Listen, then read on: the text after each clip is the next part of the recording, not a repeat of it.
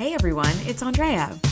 It's summer break and we're traveling, but instead of leaving you hanging, we decided to drop a special Escape Pod episode for you to enjoy. Let's get our nerd on. Welcome to the Escape Pod, a TNG special episode. I'm your co-host, Shereese. Hi, I'm your co-host, Andrea. Shereese, today we're going to geek out for a little bit on something that I like to call holoethics, which I imagine you know what that is. It's like the ethics or the ethical dilemmas behind like holodecks in the 24th century. What would that look like? What should the rules be? Like, what are some problems we're going to run into? Yeah, and so joining us today for this very special discussion is a guest that we all know and love, Mr. PJ Brennan. Welcome to the show, PJ. Very happy to be back. Thank you very much. Yes, the ghost of physicists past over here. Physics teacher. We've discussed this.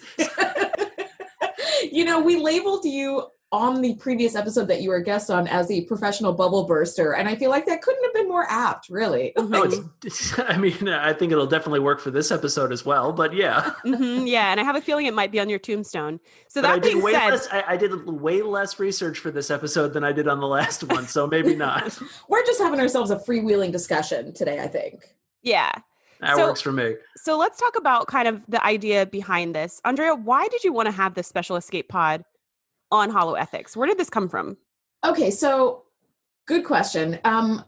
In rewatching the episodes, like for our podcast teardown, like our teardown episodes, I was watching the episode entitled 11001001. It was the Binar episode, and Commander Riker gets sucked into the holodeck with Minuet. And she's basically programmed to like seduce him and like keep him entertained while these Binars like hijack the ship. So for the teardown on that, check out that episode that we've got out now. So he asks her at one point, like, how real are you? How far can this relationship go? And I went, ew, dude, what the fuck? Like you're going to have sex with a holographic character. Like, and so Shereese, you and I started talking about like, what does that actually look like? Will people have relationships with like holo characters? Is that an escape from reality? And then that kind of started blossoming into this whole discussion, like, is holo addiction a thing? Because I would feel like it would 100% be like a problem that people face. Yeah, and we noticed that in later episodes, holo addiction is absolutely a thing for this exact reason, because it's an escape from reality. And so as we were chatting offline, I was telling Andrea that absolutely people have sex with holographic characters. Like, that's how you can express your fantasies in like a tangible way. That's going to be one of the biggest selling points of people purchasing personal holodecks. It's what most fan fiction basically is.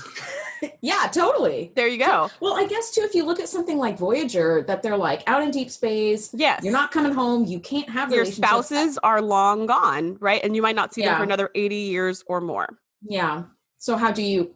Like, does that become like a socially acceptable thing? Because when we go further into the season and like Barclay is out there having his like Deanna Troi fantasies, that really seems to cross lines. Right. You know, like at what point does it actually become acceptable? Right. And so here's the thing we were talking about, PJ. I'd love to hear your thoughts on this as well. When we were offline, is I was saying, I was of the mind that, I mean, it's your personal holodeck time. And they always say that, right? Like, I don't like to snoop around in other people's holodeck time. Like, it's your personal fantasies, go wild.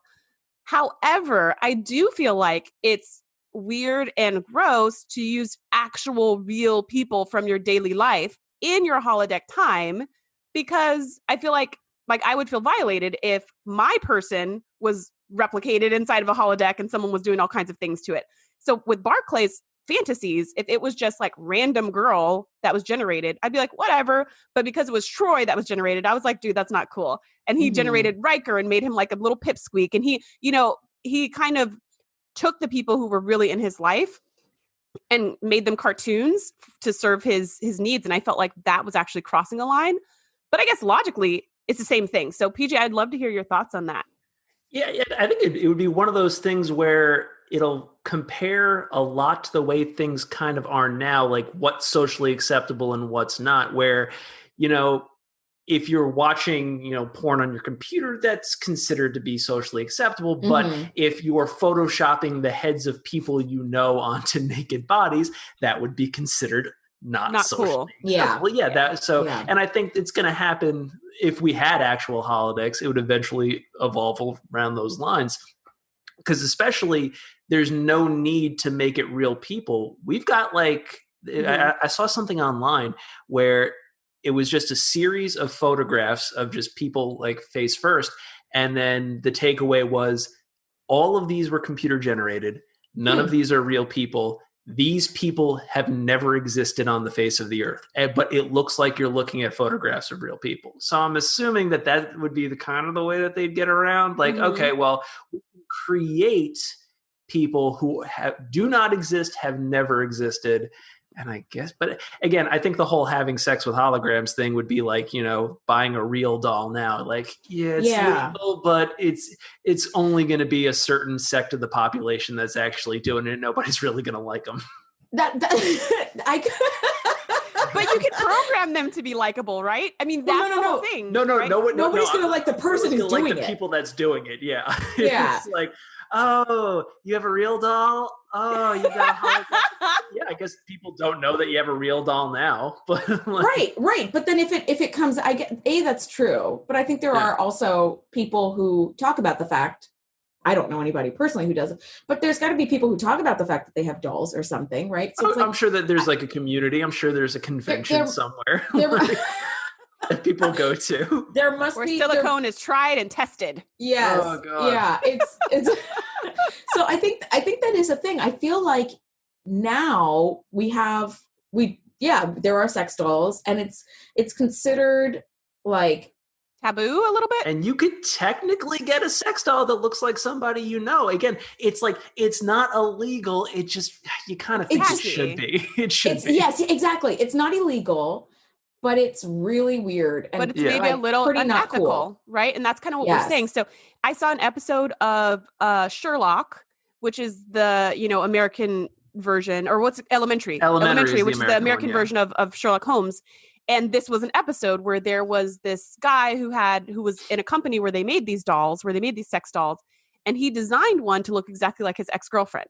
And she found out somehow. And so she sued the company because she was like, I don't want people selling a bunch of, I don't want you guys selling a bunch of me's out there for people to have sex with. And so it became this big, because the sex doll was like an AI. And so it could it was like a fake girlfriend, it could answer your questions and, respond to your commands or whatever. I don't know. And so she was like, dude, that's whatever happened to flying cars? We've got this bullshit and we're supposed to get flying cars in the future. I'm kind of angry. Supply and demand, PJ. I think more people are willing to pay more money for the dolls. I demand a flying car. That's not how supply and demand works, PJ. You know it. I demanded please supply it. I think you're right. I think the idea of a holodeck is so cool.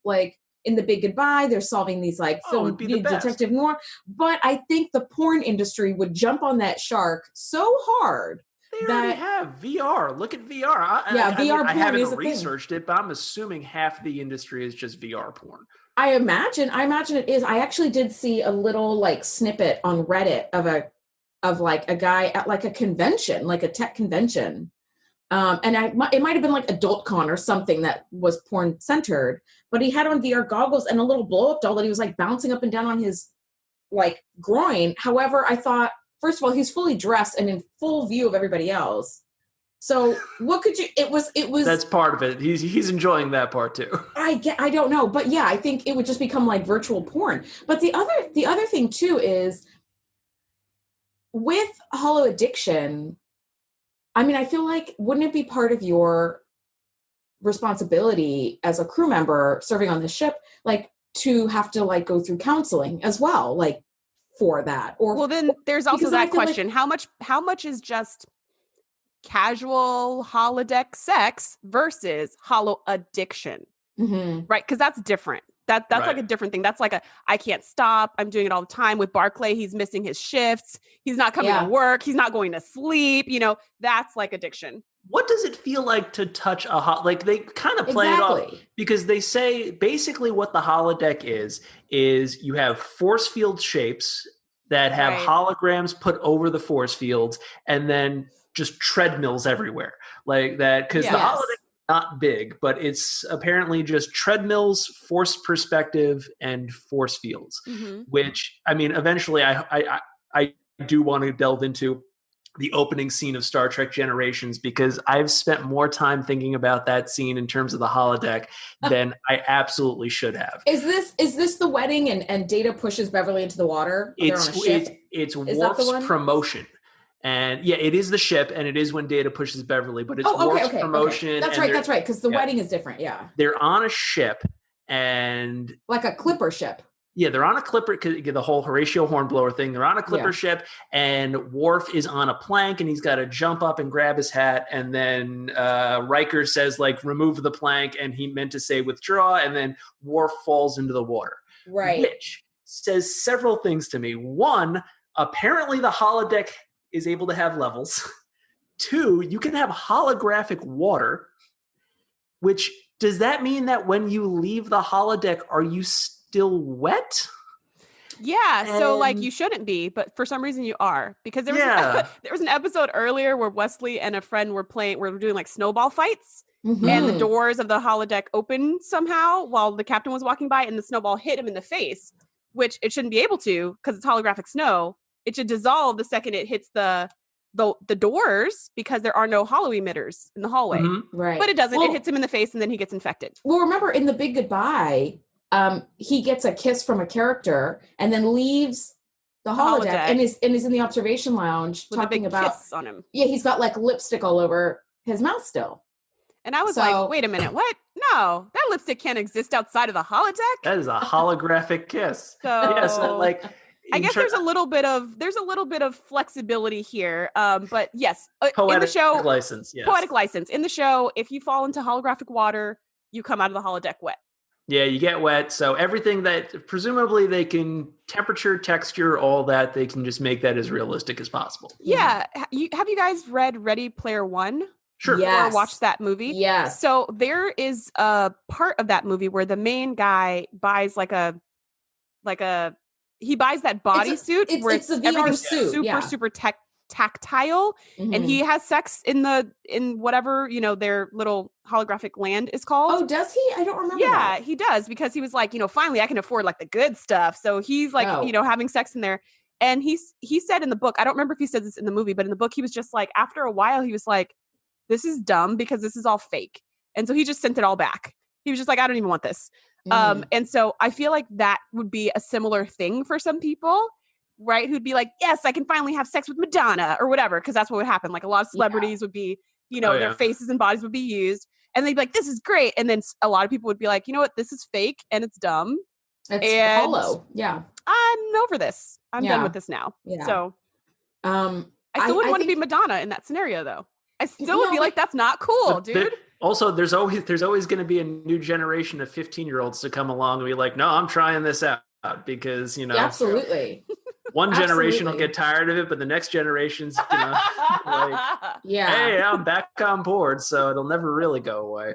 Well, so we also have, but here's the other thing too, like sex can just be sex, but like intimate relationships, like interpersonal relationships, I think is a different thing. That's a much deeper conversation than I was expecting. But I also think that welcome to the show. Yeah, right. I also think that is emotional porn, and a lot of times that's the pit that women fall into. Just to be super generalistic, a lot of times women fall into the emotional porn pit instead of the physical porn pit. Maybe the physical, because a lot of times the physical excitement doesn't mean anything without that emotional attachment. And I could see myself getting addicted in that way to, like, you create the perfect man or the perfect person. And it's just like, well, why would you ever want to deal with real people? Real people are messy. They don't do what you want them to do. They have a mind of their own, and you could just make this fake person who just is so perfect. And eventually you would get tired of that too, because it's totally fake. But who knows how long that would take before you get tired. And actually, I feel like that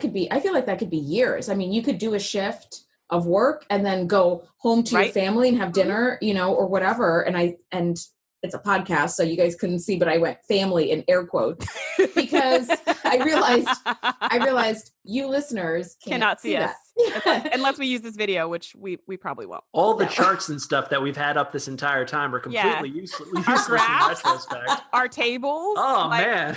Our PowerPoint is invisible. My wooden pointer, my little pointer. So I showed up in costume and now I feel like an idiot. So, okay, we didn't have any of that. So don't feel bad. Don't feel any FOMO.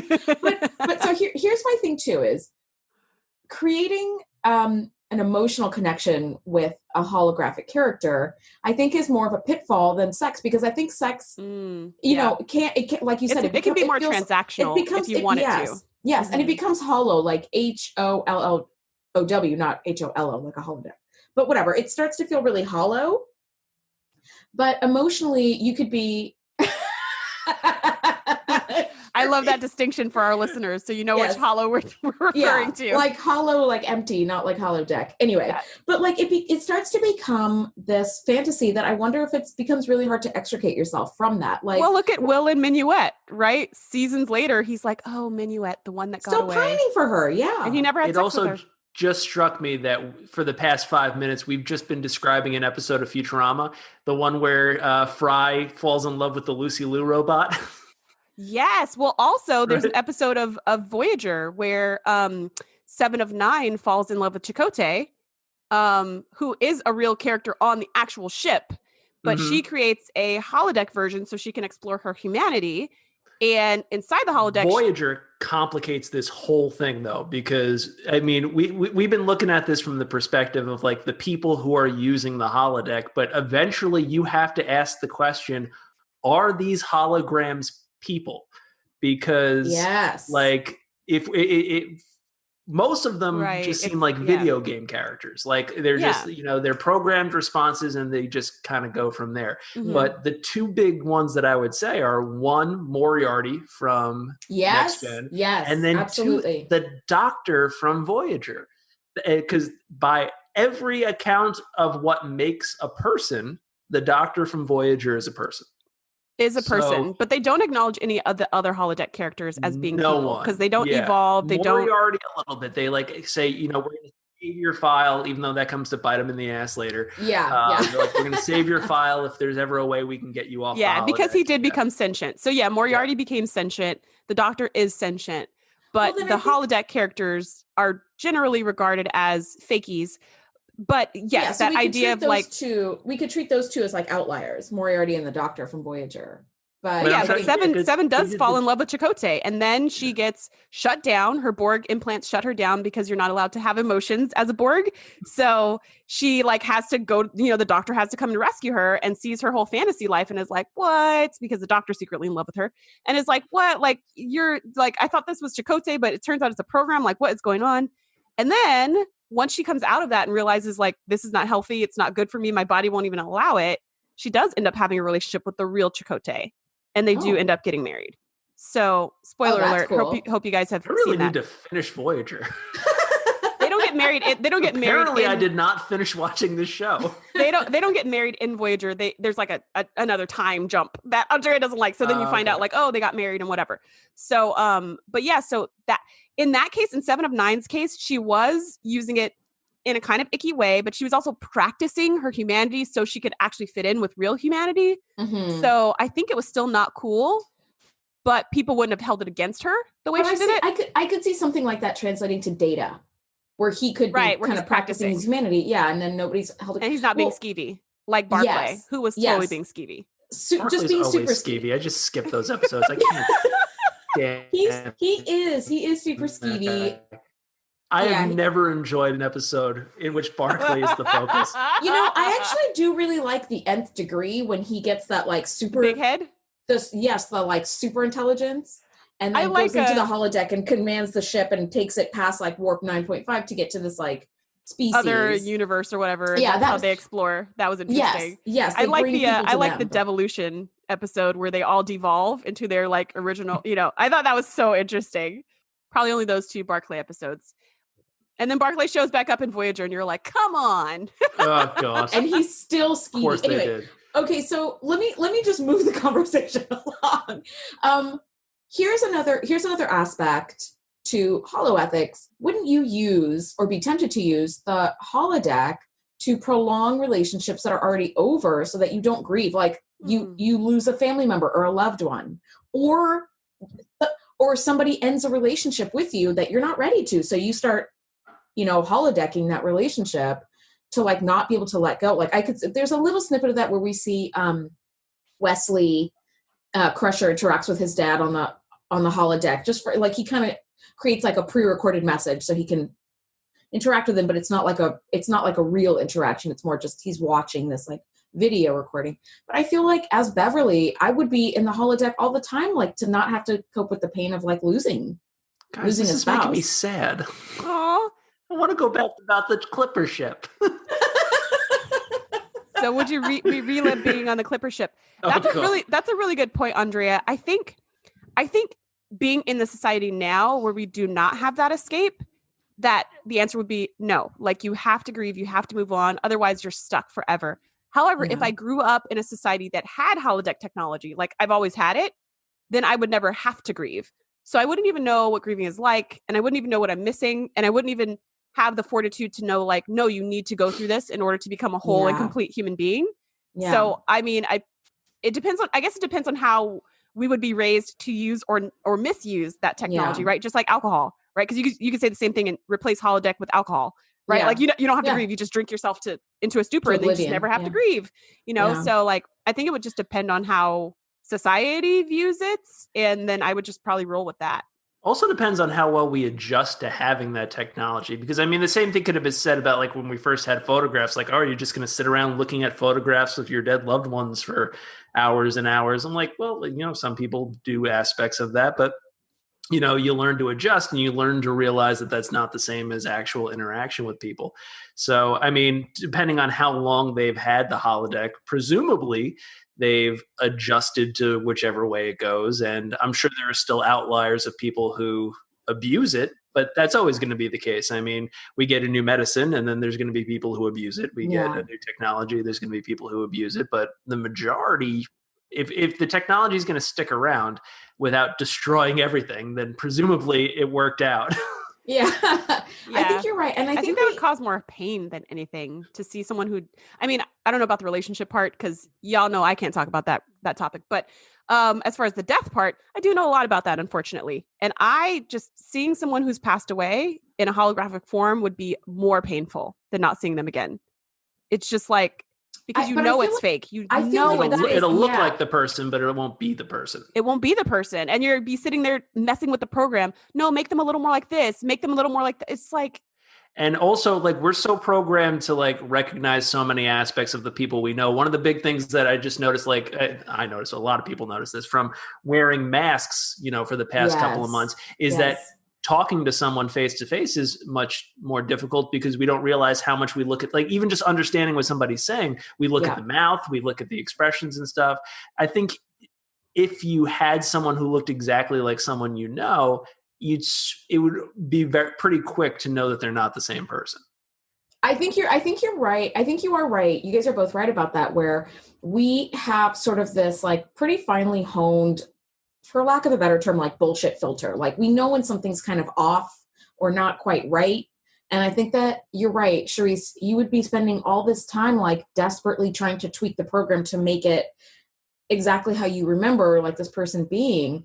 But you also really start to recognize it's like holodeck sex. Like you start to recognize, I think fairly quickly, like this is empty and like pretty meaningless. But I do disagree a little bit when you say, Shereese, that like it would be more painful to see this character in the holodeck, because I think it's a little bit like Death by 1,000 Cuts, where it's like these tiny little pains where you realize like the facial expression isn't quite right or whatever, but it's still overall better emotionally to feel like you can still talk to this person who's like now no longer there. But then, when you leave the holodeck and you go to your quarters at night to sleep, they're gone. Do we know how common holodecks are in Star Trek, or is this because the only one I think I've ever really seen are on Federation ships? So this might be a thing where, only one person can use it at a time. They can only use it on a Federation ship. So it may not be a common technology. not all the Federation ships even have them. Right. Some of the smaller ships don't, but most of them do. And big ships like the flagships have multiple holodecks. And they can always convert more. In Voyager, they start to build lots of holo emitters that can go anywhere in the ship. And there's actually 2 episodes where this crazy alien race takes over the ship and they build holo emitters like throughout the entire ship. They turn the whole ship into a giant holodeck. So I think you can take the technology and put it in your room. Like that's possible, but it never happens because it is like a military vessel. And so it's like rooms, you have your replicator and your bed and like there's only so many things that go into certain places for like material sake. So yeah, you wouldn't be able to like be in the holodeck for just hours and hours and hours and hours because everyone has to share and everyone has to like sign up for it or whatever. So and presumably this isn't something you could have like if you're not in Starfleet, like in your apartment at home. Right. No, I don't think so from all the ones that I've seen. And so your holo addiction would be very like challenging to manage, right? It's not like porn that you could watch on your computer at home or you could watch on your phone in a train or something like that. It's not like that. John's like always sweaty when he comes out of the holodeck. I don't like it. But he is a nicer person, so maybe it's okay. I don't know. He seems happier. at least more relaxed. So who's to say? So there's that. Yeah. So I don't think it's the kind of thing that you can't have it in, as far as I know, with the Trek world. You can't have it in your house. You can't have it in your room. You can't have it in your apartment. So it does have to be, not that many people would be even exposed to holo addiction, I guess. Yeah, maybe let's go off of the assumption that maybe just the bigger Federation ships have it. I guess. Unless we had the question is, what if everyone had it, right? Like the VR goggle thingies. Yeah, if everyone had it, then nobody would get anything done at all. It'd be like Ready Player One. Yeah, right? Yeah, where they all live in the fantasy world. Yeah, or like Inception, where you go into these dreams to like escape your reality. Either way, I mean, I think we see a lot of that addiction with technology now. Like computer, like gaming addiction is a real thing. It's a real thing, and I think it's really hard to address because it seems so innocuous. It's like, well, I'm just playing video games like with my friends for a bit, and like it's so accessible too. Mm-hmm. It's not like if there's a holodeck 40 miles away and you have to like travel there to get back and forth, then you start to kind of like notice like, gosh, I'm on the road a lot just to get back and forth to this addiction. But video game addiction is so accessible. It's right in your house. You don't have to go anywhere or do anything. You barely even have to get dressed to do it. Right. So it's, I think that if we had holodecks everywhere, it would be very much like that. And I think there'd be a ton of holo addiction that's not getting like addressed or treated because it's just way easier to like just sort of retreat into your shell. Yeah. And the treatment for holo addiction is similar to the treatment for any addiction. It's like, stop doing that. Yeah. And you're just wean yourself off it. Yeah. And you're like, but that thing, the reason why addictions become addictions is because they meet our needs. Mm-hmm. Not just like in the case that we're talking about, like with sex and stuff, we're not just talking about physical needs, but emotional needs. Like they make you feel wanted or like you belong or like you're strong or like you're important, like you're significant, like you have love, like they make you feel whole as a person. They meet some need that wasn't being met. So if you pull the plug on that, you need to replace it with something else. So a lot of times therapy is like, we need to pull the plug because this has gotten way too far. So we need to like pull it way back and then try to find some healthier ways to meet that need. But the challenge is when you pull the plug, you still have the need and that thing will meet the need. So you're like, well, you're just telling me to just stop and like, do what am I supposed to do? And so that's why addiction of any sort is so challenging to actually treat. And so I think treating holo addiction would be just as difficult because like, yeah, unless you pin them down, strap them, confine them to quarters, it's going to be very difficult. I think. I feel like Picard's solution would just be, all right, the only things you're allowed to do in the holodeck are Shakespeare, old noir movies, and occasionally Horatio Hornblower. That's it. If it was part of pop culture post 1950, then you're not allowed to do it. Or shit, but post 1941. Yeah. We're not doing that. Computer delete all programs. Casablanca is the most modern you're allowed to do. No more trips to Risa, people. No more trips. No, forget that. Yeah, I think you're right. It's just King Lear over and over again. Well, Beverly would be on board. She's all about that drama, So she is all about that drama life. Yeah. And we're just talking about Earth humans. We're not even talking about aliens and all that stuff and their cultural norms and what's acceptable and like which things we'd have to adjust for that. So yeah, I think if we had holodecks, we'd have holo addiction 100%, and it'd be super unethical. In some spots, people would be having all kinds of weird fetishes going on in there that would not be policed because it's their personal time. We'll see. But in terms of useful things, like I was just thinking, like if you were like Betazoid, like Deanna Troi, right? Holodeck might be incredibly useful. Like, all right, you know what? This is good practice for what if I was working with people and I wasn't able to just read their emotions all the time, because presumably she can't read the emotions of a hologram. I don't know.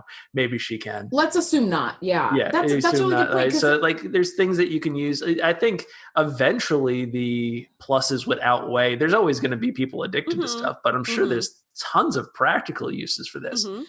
I mean, I'm sure the med schools are using holodecks constantly for like just practice surgery. Yeah, I agree. Do we have any other thoughts on holo addiction, holoethics? I mean, what do we think the rules should be, actually? I don't think we really cemented that. Yeah, I feel like it should be the same social rules that we have now, I guess. But like, we do have, like, going back to the sex thing, because I think that's the easiest one to point out where where people could go awry.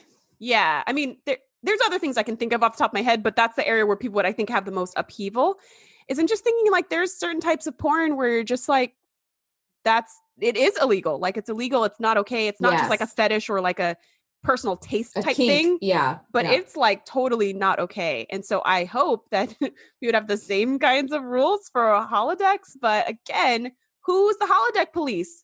Who's the person like watching the programs and making sure I don't know, does the ship do that? I don't know. You know what I mean? Like who's exactly setting the rules and who's keeping the rules and who's enforcing the rules and what's the punishment if you get caught doing it? Like, well, I think for like illegal, like if you're thinking like maybe like child pornography, like on the holodeck or something, the computer would have to have some sort of like algorithm or something. Yeah. There would have to be something for that. There would have to be, because when they try to create it and they'd be like, sorry, that does not work.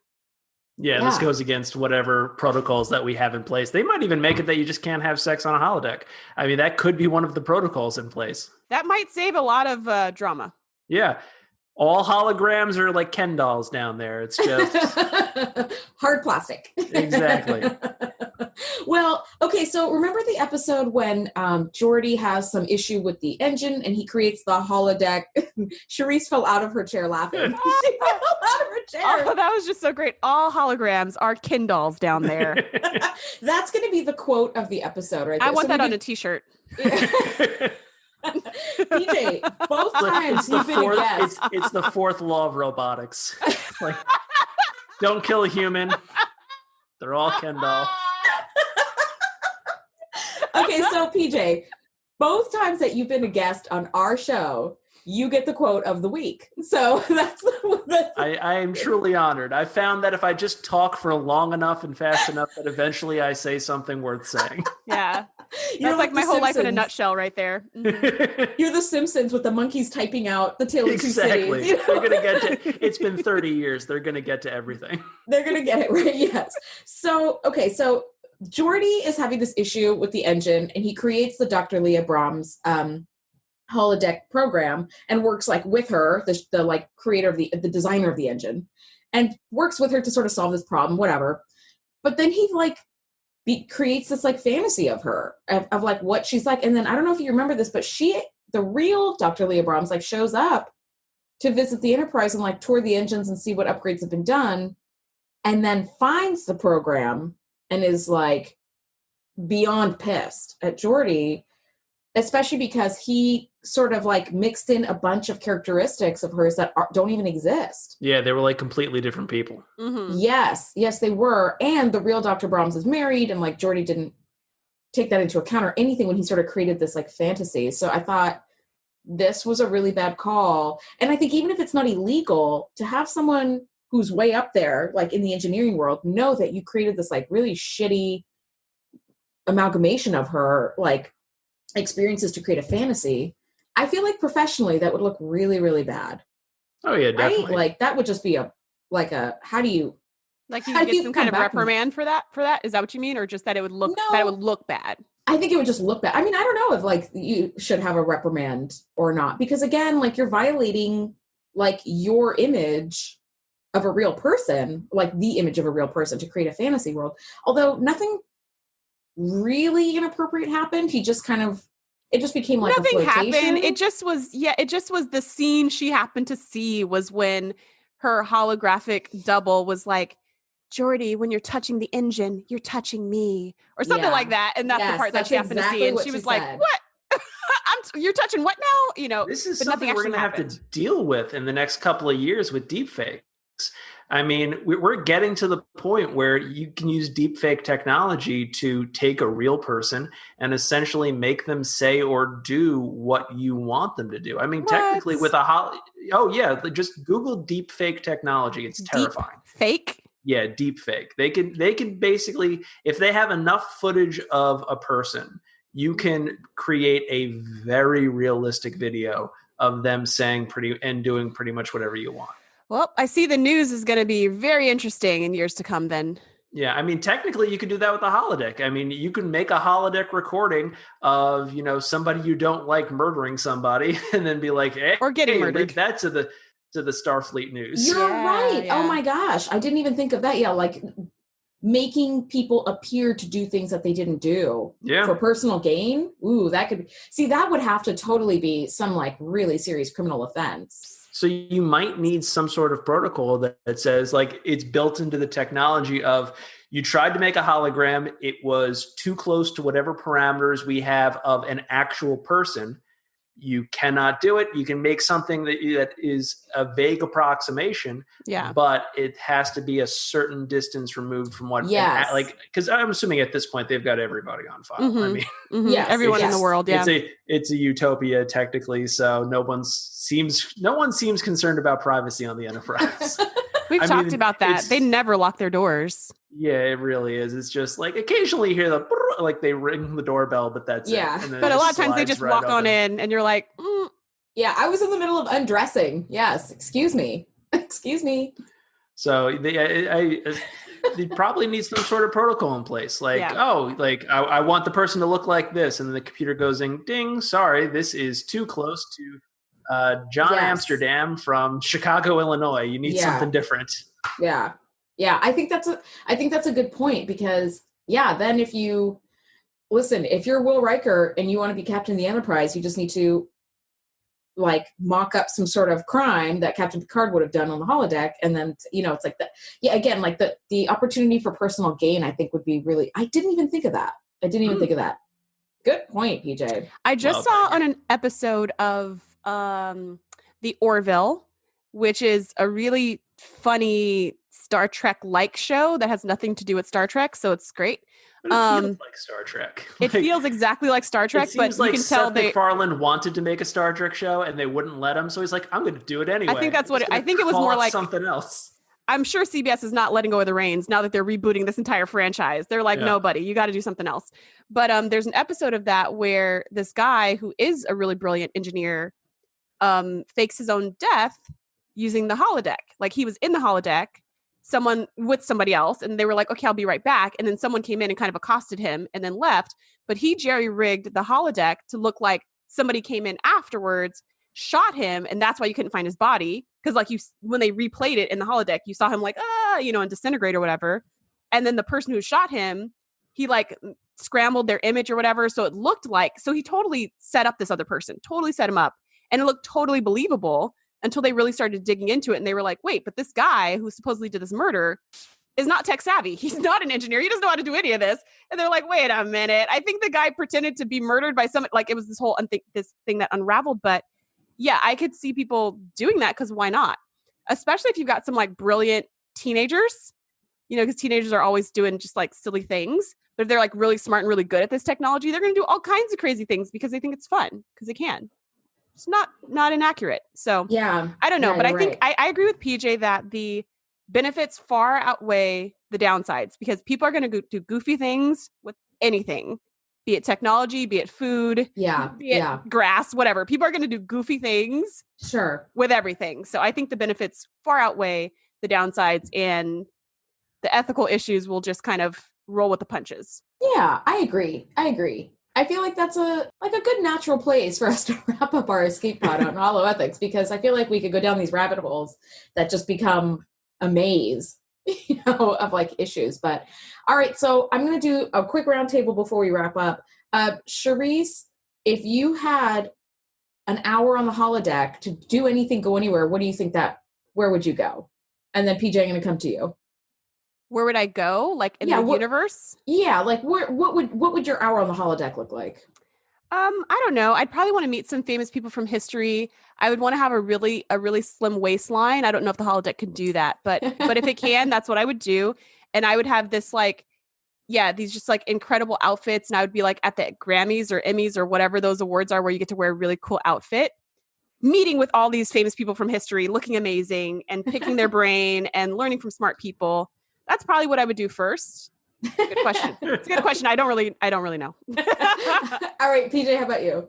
All right. Well, first I'd get a really big clipper ship, and then get off the clipper ship, PJ.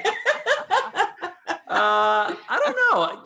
I think, all like the fantasies you have, maybe like if there's a way to do a fantasy of flying or something like that. Yeah, I was thinking that too. But I don't know how that would work because, again, technically it is force fields and treadmills. That's what a holodeck is. So, like, I'm not sure if you could do something like that. Sure, but why not? You probably can do skydiving. Act out scenes from movies that I like. Things like that would be pretty cool. That's just, it would be an hour of silly stuff like that. I think so too. My first thought is like, I want to kind of fly and like float around like the rings of Saturn, and like that'd be really cool just to have this like perspective that humans can't have right now. But if you were on a starship, you'd be doing that kind of crap all the time. Like you'd be going past planets all the time. That'd be like nothing new. But yeah, I would want to do some like, I'd probably want to be like a superhero and be able to like fly and flip cars and like just have this like crazy superhuman experience. I think, I don't know. It's basically a big video game. Like even just like, hey, throw Zelda Breath of the Wild in there, except you could actually hold the sword and fight people. There you go. Yeah, because why not? All right. Well, PJ, thanks so much for hanging with us and talking holoethics. I mean, I feel like we just kind of scratched the surface on this, but also I don't know how much deeper we want to get because things start getting pretty dark. No, this is great. And PJ didn't get his clipper ship, so one day. Yeah. I'll get it one day. Sacrifices all around.